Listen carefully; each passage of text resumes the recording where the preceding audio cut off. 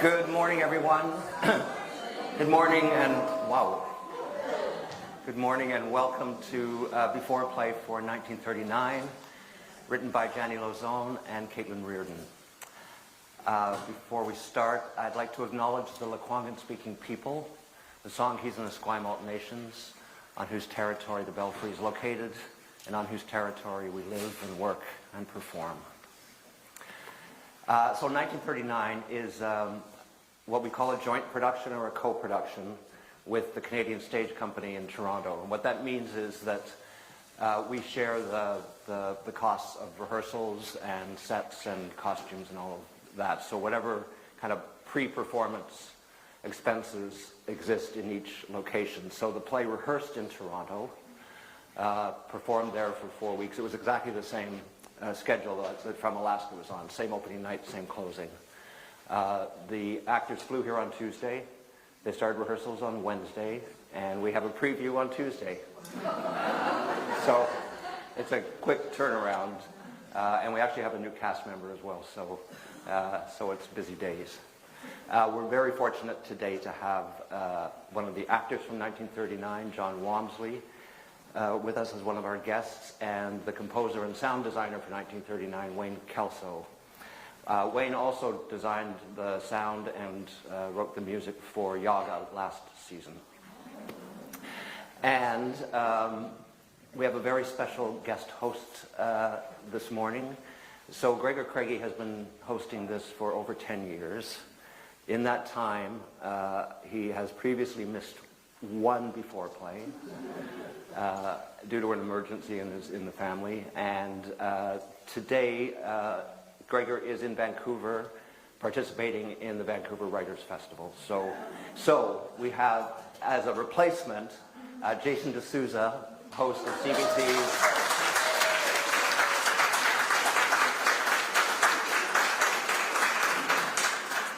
CBC's All Points West.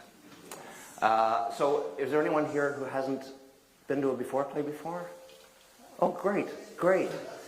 So just so you know, we started this just over 10 years ago. It's a collaboration between CBC and the Belfry. The goal is just to provide some interesting facts, some insights, information about the upcoming play.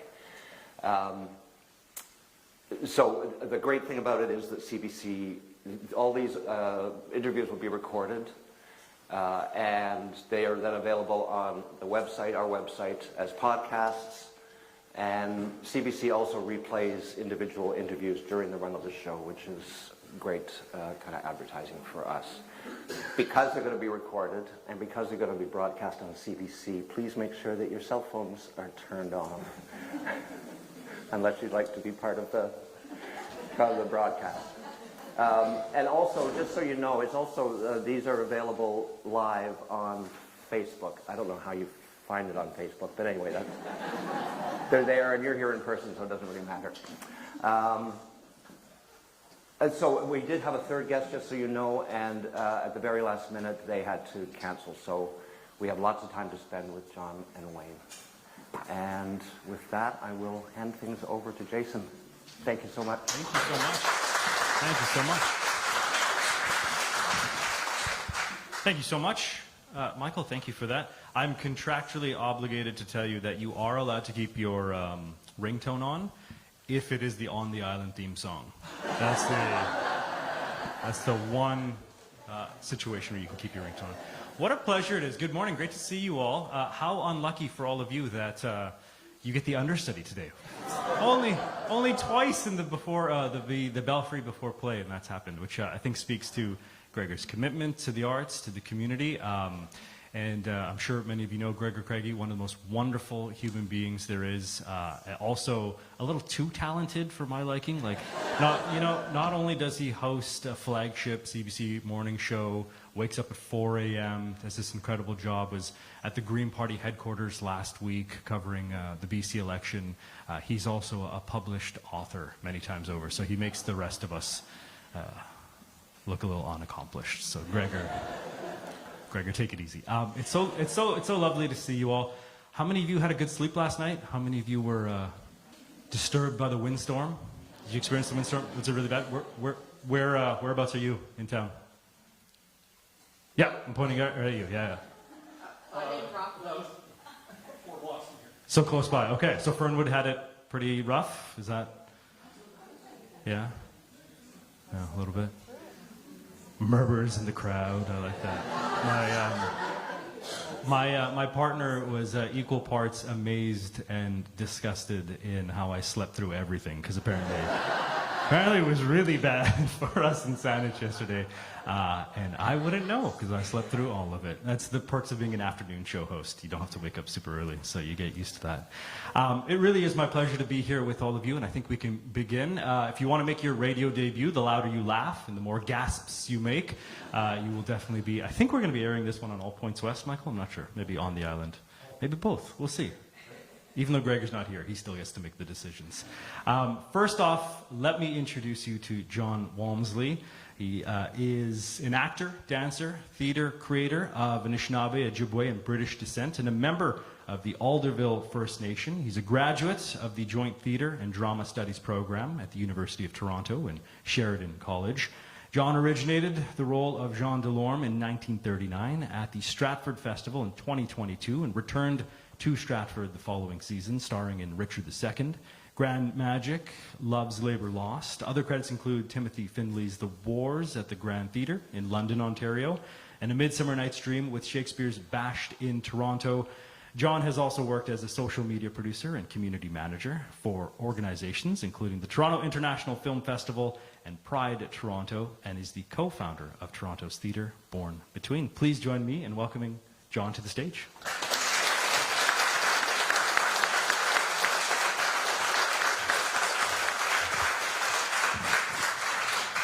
That was cool. I've never had my bio read out. Yeah, did I do that justice for you? Did I do that? And welcome to the stage, but welcome to British Columbia. I understand this is your first time in Victoria? Yeah, my first time west of Ontario, so it's... we were flying over the Rocky Mountains, right? And I was just like, what is this? Yeah, it was pretty incredible. Yeah, I guess the only mountain in Toronto is Blue Mountain. Is that? I think so. It's like a hill, right? It's like that. Yeah. It's like going up Quadra. It's not much. Yeah. It's not much going on. Has it been a warm Victorian welcome? Like, have you seen the deer around town? Has it felt? Yeah. I had a family of deer kind of parked outside my bedroom window, and there's one just kind of like sitting through the storm last night. I'm like, okay, I guess everyone's used to the storms around here. No, it's been amazing. It's been magical. Fantastic. You're not in Kansas anymore. Exactly. And every time I tell someone that I'm in Victoria, everybody has said, go to Redfish, Bluefish. Yeah.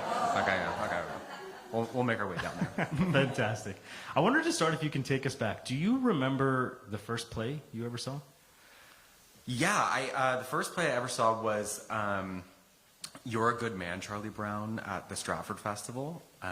And it was funny, at the same time we were doing that show at my high school, so I guess the intention was to like steal ideas or take notes. But I don't really remember a lot of the play, but I remember the experience of going to Stratford for the first time and seeing my first play and just kind of overwhelmed by the magic of going to the theater.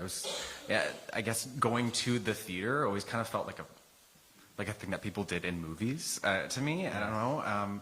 And so actually going and seeing the lights and seeing everyone get dressed up, and it was a big sold out house, and the gift shop. Like, there was all these things that I was just like, people do this and come together just to be entertained in one room. And so I really just fell in love with the magic of that. Was it in that moment, or was it moments before where you really felt a calling to the stage and realized this is something you wanted to dedicate your life to?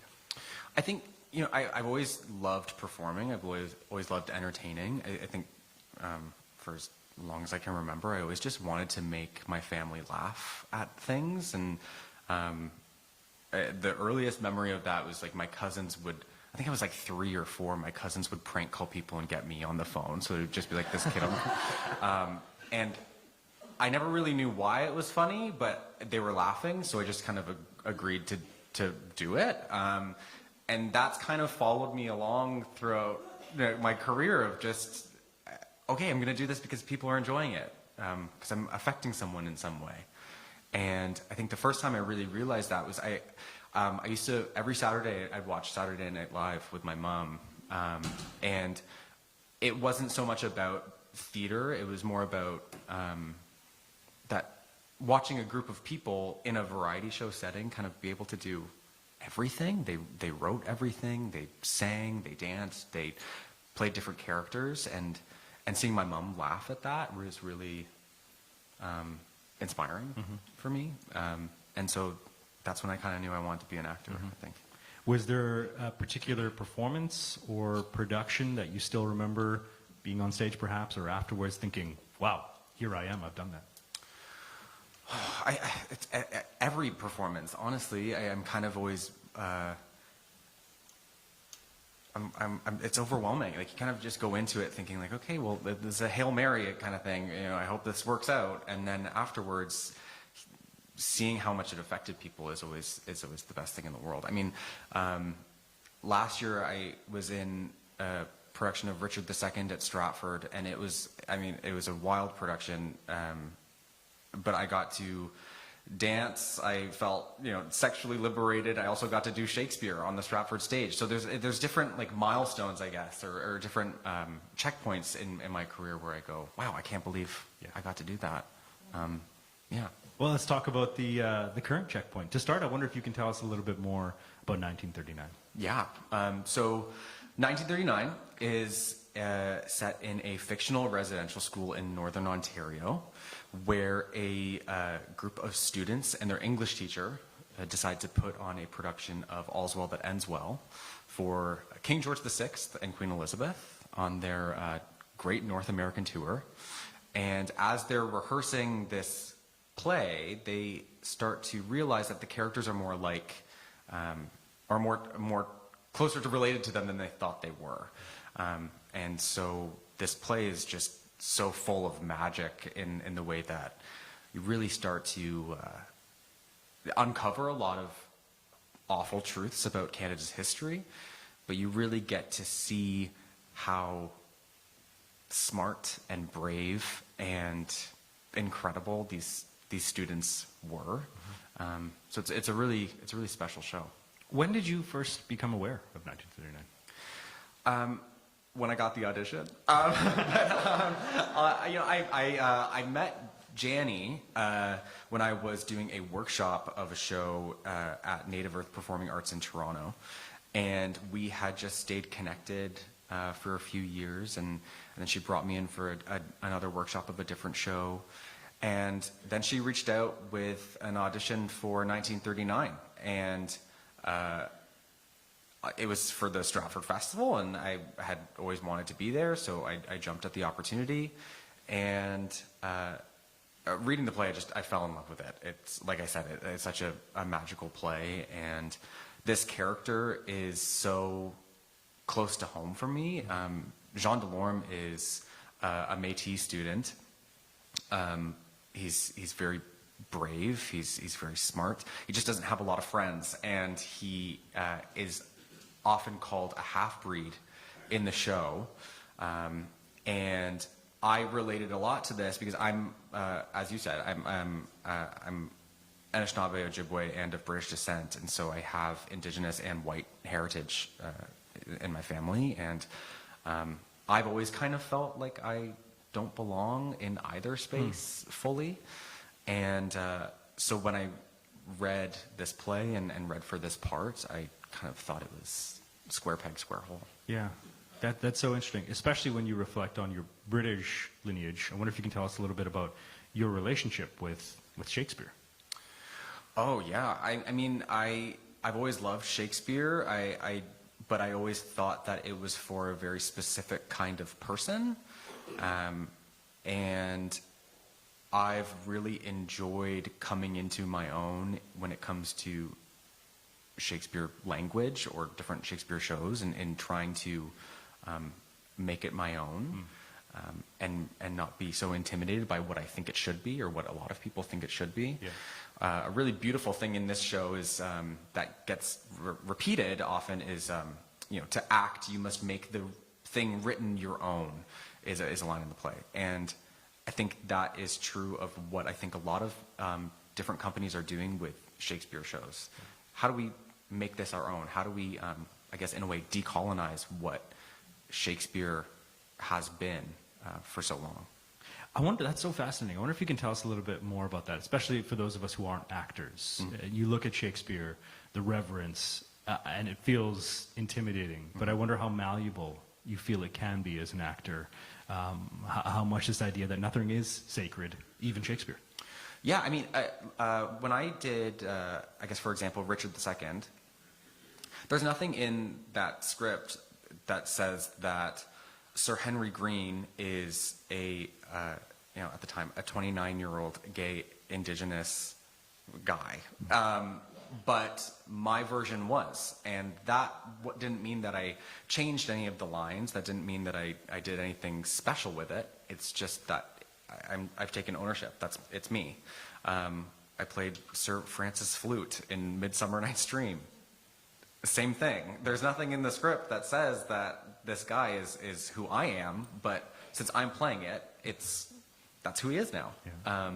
And so I think that's kind of what I've tried to adopt with any other Shakespeare part, coming into it being like, okay, this is kind of intimidating, but if I make it my own, then it's mine. I watched Midsummer Night's Dream at Bard on the Beach a couple of years ago, and the actor playing Puck was Filipino, and half of Puck's lines were in Tagalog. And the folks behind me spoke Tagalog and having the best time, and I was never more envious of not having a translator. Yeah. Well, there's a lot of that in this show as well. I mean, certain characters speak their own language when we're doing, no, spoiler, when we're going through these Shakespeare scenes, and it's all part of it. It's all part of making the thing written your own. Take us behind the curtains a little bit more on that front. How much of what we get to see, at what point did that happen in the process? How much changes throughout practice, production, first reading the script to the tip of the iceberg that we ultimately get to enjoy? What was cool is that in the premiere of this show, all of the actors, we were all kind of building the car while driving it a little bit. So we obviously, Janny and Caitlin had written these beautiful characters, but we got to kind of flesh them out a little bit more and turn up the volume on some different things. So the core of the show and the heart of the show has remained the same throughout different production of this, from Stratford to Yes Theatre in Sudbury and now here. But there's been so many artists that have touched this production and put their own spin on it. And even myself, coming from Stratford and then having 2 years away from the show and then coming back to it, I feel like I've grown a lot. I've learned so much about being an actor, coming into my own, feeling more confident in my indigeneity, feeling more confident in what I have to offer or what I'm capable of celebrating. And so, yeah, I mean, like I said, the heart of the show hasn't changed, but it's grown a lot. How much are you anticipating this production here in Victoria at the Belfry will differ from what we've seen in Ontario? Well, I mean, there are a lot of new actors who are in this production, and we're very grateful for those who've had to step in last minute. And it's amazing. You get a group of Indigenous actors together in a room who all have different experiences, who all were raised differently, or who come from different nations, or who have family members who went through the residential school system, and we're all learning from each other. I mean, my family is a bit disconnected from their Indigenous identity, and so just because of some family trauma and stuff like that. And so I didn't grow up really learning much about my indigeneity, and I kind of was, I guess, scared to ask questions, just because I didn't know, and it seemed like such a big big part of my life that I didn't know, that I kind of didn't really want to approach it. But I've learned so much from the other artists who have come through this production who, say maybe both of their families or both of their parents are Indigenous, or they grew up on the reserve, or had parents that went through the residential school system or the day school system. I've learned so much from those artists. John, can you tell us a little bit about how humor is used in 1939? Yeah.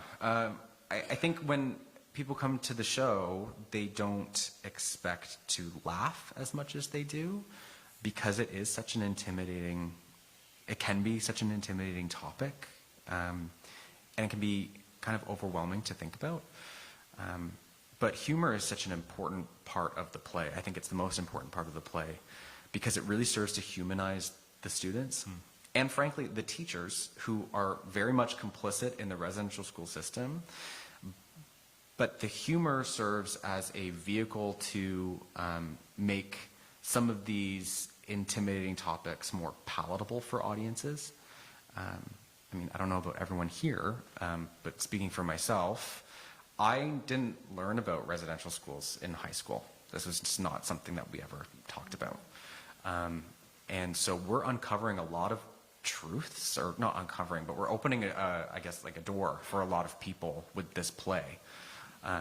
There's a lot of information, and that information, like I said, can oftentimes be very overwhelming. And there are a lot of plays, great plays, that showcase the traumas. They stage those traumas. Our play uses humor as a way to help open up that door and help to educate people on the residential school system. It's a really important part of the play. How have you found audiences react to how much humor is in this play, of course juxtaposed against the backdrop of so much of the trauma that's talked about as well? Yeah, it's funny, like, it's always kind of consistently inconsistent. From Stratford to Canadian Stage, audiences are, like I said, always a little bit trepidatious at first. They're a little like, should I be laughing at this? Or they hear a line and they laugh at it, and then they think, wait a second, that was actually really sad, and there's stuff like that in the play. But by the end of it, audiences are really just like grateful that there was a piece of art that helped open the door for a topic like this. It's a very very intimidating topic, and we're uncovering a lot of, we're talking about a lot of truths about Canada's history, and I think that audiences are really grateful for that, and have been very receptive, which has been great. What do you want audiences to take away from 1939? I think the biggest thing is that that this play really works to show how smart and how brave and how capable of love these students were, and it's a piece of Indigenous culture, truth, and resilience that I think is really important for audiences to witness. On a personal level, I have to ask you, I know you're focused on 1939 right now, but what else is happening for you? What's next? The hardest question of them all. Next question. No, I don't know. I have no idea. I'm really excited to, just keep figuring out what's next. I'm kind of dabbling into some film and TV stuff. I'm dabbling into some voiceover work, which is really exciting. But yeah, I think I want to keep investigating how to celebrate my Indigenous identity through theater. I think this has been a really magical experience, and I just hope I get the opportunities to keep doing that. Fantastic. Okay, last thing here. Redfish, bluefish, you mentioned was on your list of, yeah. Let's crowdsource this. Yell out things John has to do while he's in Victoria. What are like the must-sees, the must-visits? This is your chance to make your radio debut, so don't be... Dallas Road, if you haven't been to Dallas Road. Okay. What's that? Say again? Mount Ptolemy, get some hiking. Did you bring your hiking boots? These? Okay. Okay. Okay. Yeah. Mount Ptolemy's a great show. Anything else? Yeah. Salmon Run in Goldstream. Salmon Run, that's happening. Yeah, we got the Salmon Run happening at Goldstream Park. It's unbelievable, and it's fantastic. Yeah. What did I miss there? Oh, it's not unbelievable. It smells, but it's That's fine. it's an immersive experience. Yeah. Let me tell you, John. Yes, we have her. Okay. Yeah, of course, Emily Carr. Of course, you're on the West Coast. Okay. Absolutely, right here. A performance by the Ashanabi Mitchell sisters. Okay. Oh, okay. All right. Perfect. I love that. Thank you. Love that. The Malahat Skywalk. Okay. That's great. How long are you in town for? Is that... Extend? Yeah, we got Chinatown. The Okay. oldest Chinatown in Canada. Oh, really? Yeah, Okay. absolutely. I'm very Yeah. excited. My parents actually just visited Victoria last spring, and so they told me a couple different places. But I mean, Okay, we have time for a couple more. Let's hear them. Ooh, Crust Okay. Bakery. Crust The book scene here, too. Absolutely incredible. Russell Brooks, I think I heard Monroe's also a classic. Okay. Last one here. Oh, Herman's Jazz Club. okay, cool. If you didn't have a chance to write all these down, it's being recorded. Yeah, Listen that's to what I this know. right I was now. thinking that halfway through. I was like, I should be writing these down. I'm like, I'll just listen back at it. John, what a pleasure. Thank you so much for doing this. Let's hear it for John Wong. Thank you, everybody.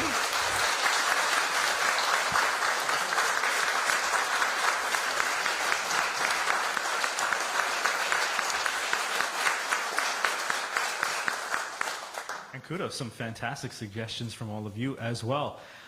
Next up, we have Wayne Kelso, composer and sound designer. Wayne is a Métis composer, sound designer, and musician. He has toured throughout North America with such performers as Jose Feliciano, Jimmy Rankin, Michael Burgess, Diana Hetherington, and Billy Newton Davis.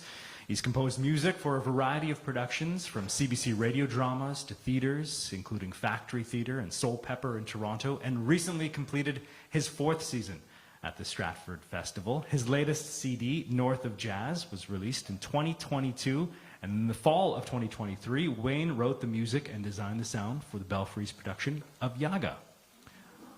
Let's hear that. Oh, there. Please welcome Wayne Kelso.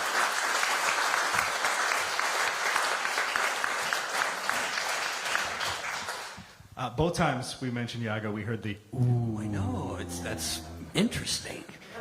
How does that make you feel? Oh, that's a lovely thing to feel from an audience, for sure.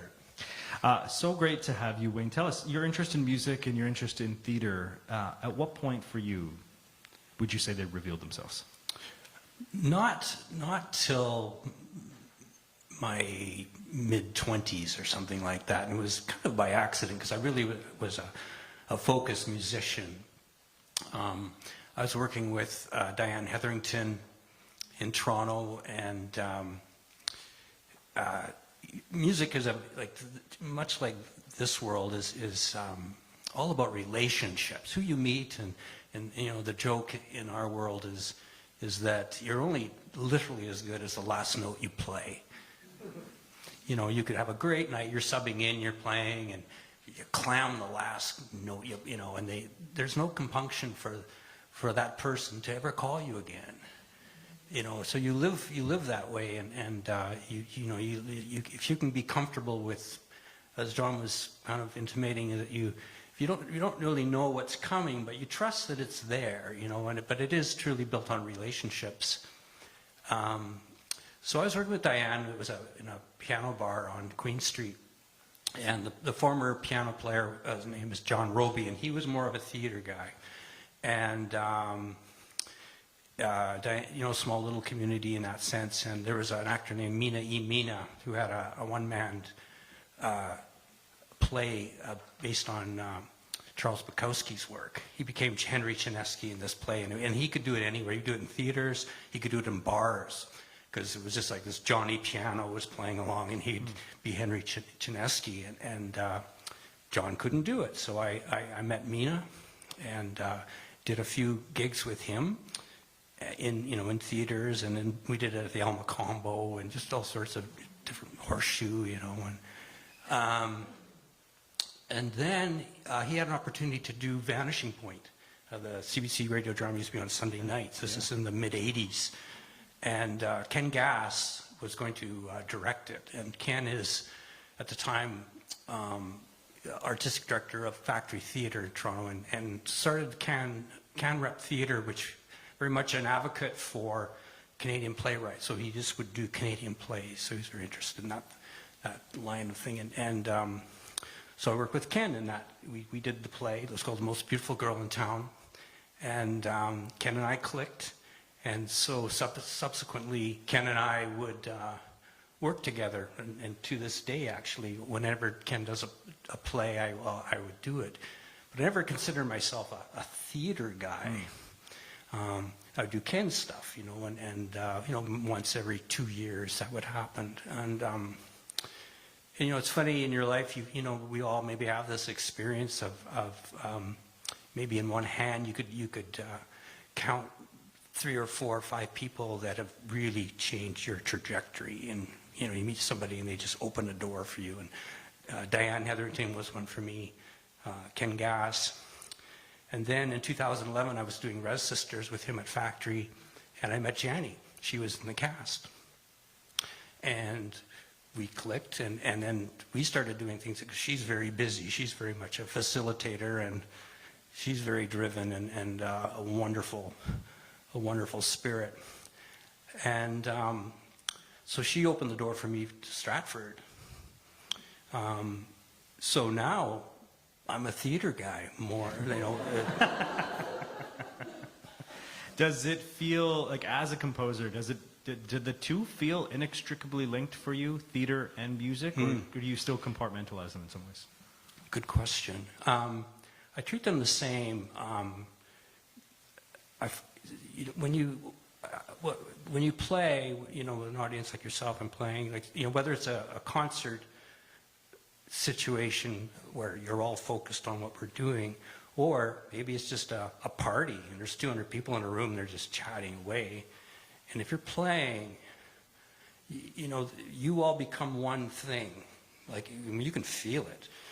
And it's funny, you can have this kind of conversation, especially when you're by yourself, and you can, the crowd's getting noisy, and you play louder, and you kind of go up against it, and they go, oh, you can feel it. They go, oh, we're loud, and you can kind of bring them down again, and you have these games, and so there's a relationship, a connection to just the collective energy of the room.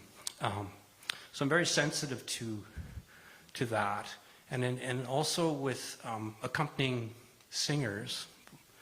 I always try to put my sound on the other side of them, so I'm only listening to myself through them, so that it's always the context. It's just very easy to, you drift off. You're just not really listening at all and just playing. But if you put yourself there, then you've got them in the proper purview, and then you're supporting them properly.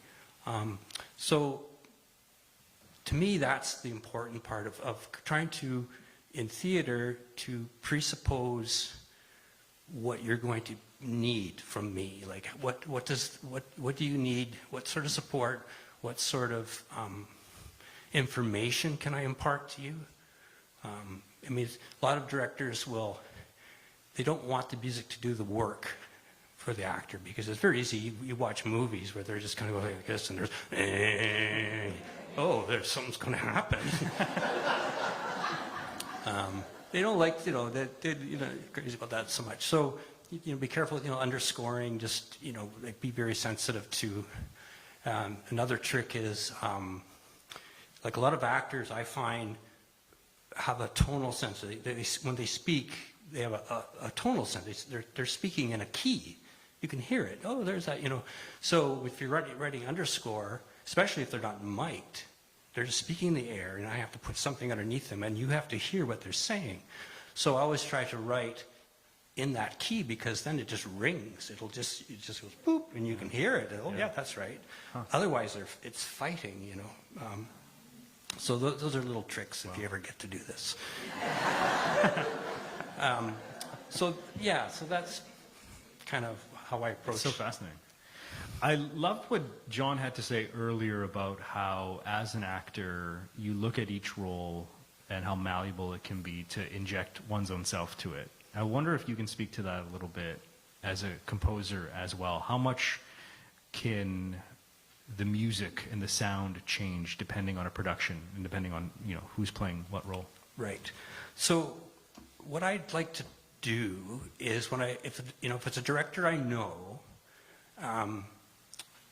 or if it's a director I don't know, like is that, you know, how every one of you, it's funny about music, right, is that every one of you know what you like. And you could talk about it. We could have a conversation like, I really like this. And so I just sit and listen, and I collect words. They're talking about the music and the sensibility. Oh, I want this, you know, I write these little words down and kind of collect and create because the director may be musical, may be a musician, may not be, but there's still a way to create a vocabulary and a way to communicate what they're trying to come up with. So I collect the words, and then I go out and find a palette.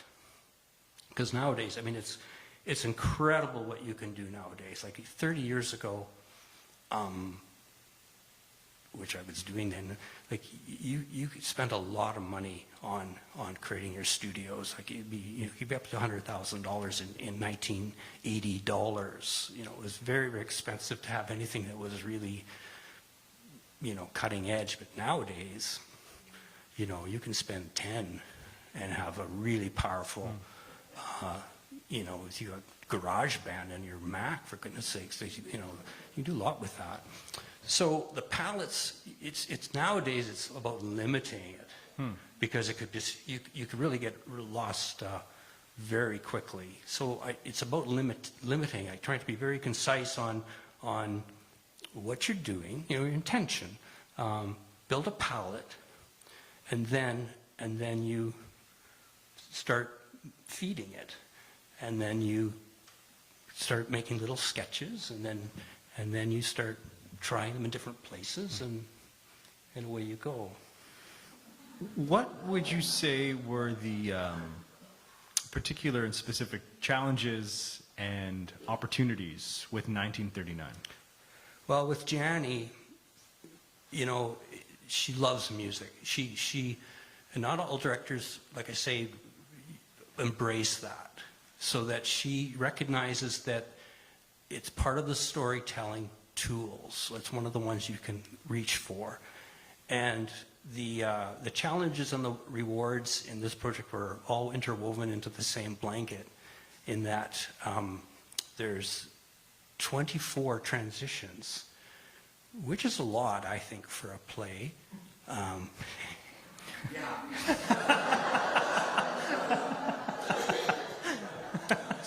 So that's always okay. That's very about some music on those things, but these transitions were unique because there was an opportunity to create, in part, and presuppose some of the intentions of the play, and the palette what we came up with is I wanted the. I went to my public school. It was a very old building, 100 years old in the 60s even, and it had creaky pipes and an old furnace, and you know, it was always making noise. So I wanted to bring the building to life in this play. I wanted to be a spiritual witness to what was going on. And I did a surround sound for this. I did the same as I did for Young. I like to work that way. Not everyone does, because that has challenges. So my palette was creaking pipes, you know, and there's voices because there's spirits. You know, people are reacting to what just happened. No, that's not, no, you know, or something that's very sweet and tender, you know, but the building is commenting, and it's like another actor. Chalk, you'll hear, you know, because the kids were always, you know, they're always practicing their cursive writing, and so the Chalk is a very big part of the play. So those are my tools. So it's a very, and the other thing, the transitions are very complicated. So, subject to change without notice. Yeah. So there's time. They're not just 20 seconds, or some of them are, but some of them are longer, but they have to be. So there's time for the story, for the music to offer another side of the story. And it's very immersive, and it's moving. You're going to know, like I've made it so that it's all moving. All the elements in the palette are moving. So you'll hear things up and down and behind you and around, and I just love the way, I just want the building to wrap its arms around these kids. You know what fascinates me and I'm a radio guy, so I really appreciate descriptions, but we always say radio is theater of the mind. And I'm taken by how descriptive you are visually for an auditory experience. I wonder if you can tell us a little bit about that. All right, get ready. I've always been really interested in silent pictures. That piano player that used to play to the screen, right? That's really interesting. So I thought, what would be interesting if you could invert that relationship so the piano player was controlling the screen? Like, what's going on in the mind of a musician, particularly an improvising musician, in the mind's eye of a musician as they're playing? What's going on? So this came to me in 1990 or something like that. So foolish as I was, I thought, well, I'm going to see if I can build something that could do that. So I started, I had to learn a couple of computer languages. I had to learn about 3D animation, like basically building what would be akin to a game engine, which you see in games nowadays.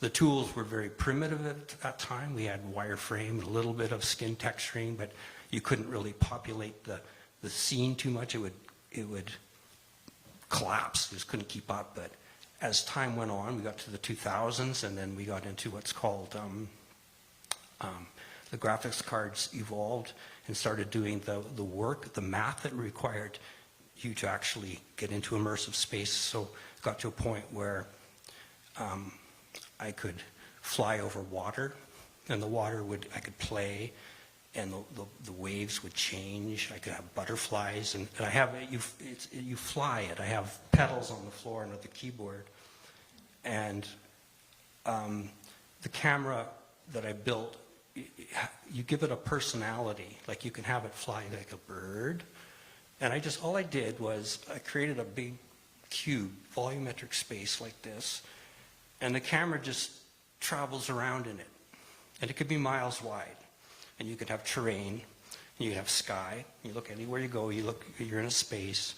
You can play, and the mountains will come up, and you have a gas pedal, and you can fly quickly, or you could make it go like a roller coaster, and you could have, if I wanted bar lines to follow the camera, and you can fly, and the notes would fly by, and you're painting, you're playing, and you're painting, and you can change. You can take any three-dimensional object like there's tons of libraries and anything basically that's renderable, bring it in over here, and then have a whole collection of textures from photographs, anything you want over here, and you can associate them on the fly. So I can change the palette so that they can, so there's and then you have, the way I built it was, there's 6 tribes. Each tribe has 6 families. I don't know why 6, I can't remember. And each family can have 80 children. So, and you give them each a personality, and then you can play with them and choose them. They can ignore what you're doing, or you can interact with them. And it works really well, and like I've done it at the Du Maurier Theatre or the Science Centre in Toronto with a big screen, and it's really quite powerful. And the thing that's happened for me as a player is that I've been staring at this for 30 years, And what I've discovered is that there's certain rules that have surfaced in terms of when you start playing and you start seeing what you're playing, that there's visual rules that fold back into how you approach music. They're interrelated. So it forces you, because if you play too busy, there's too much on the screen, so you kind of, okay, I got to simmer this down a little bit, or maybe pick up the tempo so that things are, because I can play and I can decide how far something is and whether that thing, if I play it, it can follow me on the camera, or if I can just drop it and it just flies by me, right? So you could, be throwing great big whatever, like rocks or, but it's totally open-ended. And now what's happened, there's like the problem with doing this by myself is that I've put thousands and thousands and thousands and thousands of hours into this over the 30 years or so. And as each new thing comes along, there's a huge amount of work that has to take place for me to take all of that over to the other side. And there's a new one out now, and I've got everything set up to do it, but I'm only dabbling in what's possible. But basically what I can do now is there's a very famous flocking algorithm out there called Boids, B-O-I-D-S. And what it is, I can put now 40,000 birds into a space. So you don't put them murmuring, and that's just such a beautiful musical thing to me. So you have 40,000 birds in a space. You can put a predator in there, and the birds will stay away from it and flock up over 10 minutes. So they'll actually have their own, and you can control all of the way that those flocks are interacting with each other. And I want to get some music in there. Like, I want to be able to play with that because that's very interesting. But I don't, holy smokes. You can see the gears turning as he's describing it. What's amazing to me is how much you embrace and love how much technology changes, over the decades, over the years. I mean, quite frankly, even over the months these days. And yet, we're talking about a stage production, the most ancient of all the art forms, right? And do you ever think about that, like how audiences would have enjoyed All's Well That Ends Well at the Globe Theatre versus at the Belfry and watching 1939, and how different that experience is, even though the experience in so many ways is the same? You got me. Boy.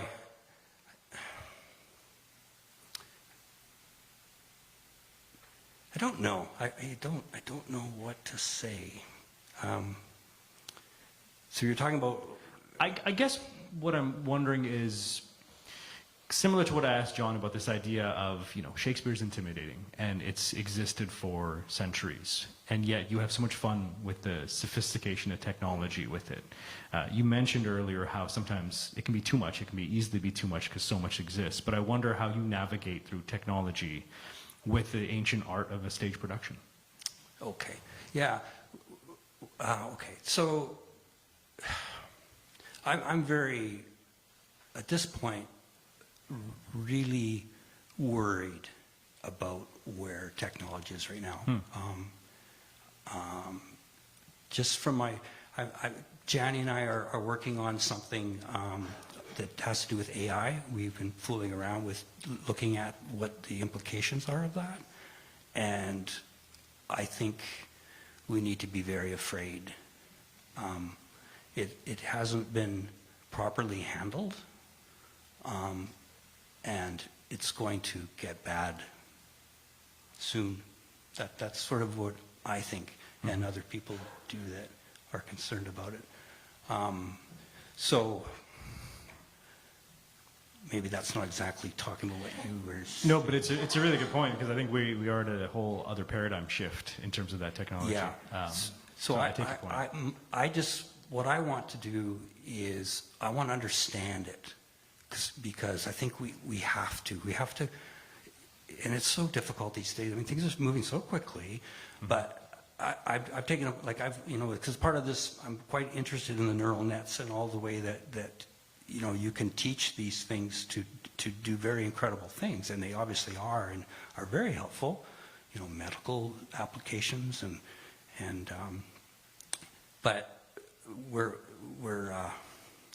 just at the cusp of I think a very powerful paradigm shift, and I think it's imperative that we inform ourselves of what's coming up very soon. I love how you gave us such a behind-the-scenes experience of what goes into the sound design of a play like 1939. Let me ask you what you hope audiences take away from the production. Mm-hmm. Well, I was going to pretty much echo what John had said, but I was thinking, how many of you have seen Jan Arden? Yeah, okay, exactly. So every hand went up for our radio. Yeah. For our radio So listeners. I was lucky enough I was on tour with her in the 90s as an opening act. So I got to see her a lot over a bunch of nights.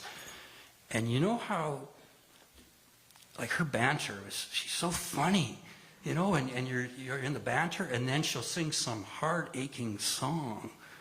So that roller coaster is powerful. And I think this play has that.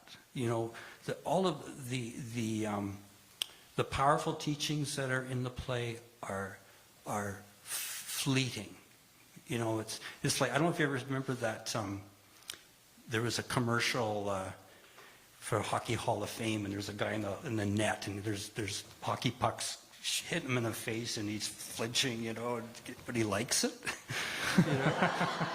And to me, music's kind of like that, where you. I've thought about it. It's not a great analogy, but the idea of a boxer where you kind of go in, you punch and you retreat. You throw a powerful emotional connection, and then you back off with it. And so the teaching's powerful, but it's temporal, and you're on this, and then you're laughing. So I just love the arc of the play. You're never in the dark stuff long. It's just it's fleeting, and then you're on to something, Kind of reminds me of what John was talking about in terms of the humor and kind of the tension and then the release. Absolutely. And the tension. Yeah. If you like Jan Arden, you're gonna like this play. And just, I guess, it's kind of the building. Back to the building. It's just like. It's like we're just looking in through the windows from the outside and just watching as witnesses to what this world may have been like for them, and they're just the way that they figured out how to survive and how they did it. I've learned a lot in just being a part of this production, yeah. Wayne, such a pleasure. Let's hear it for Wayne Belfry.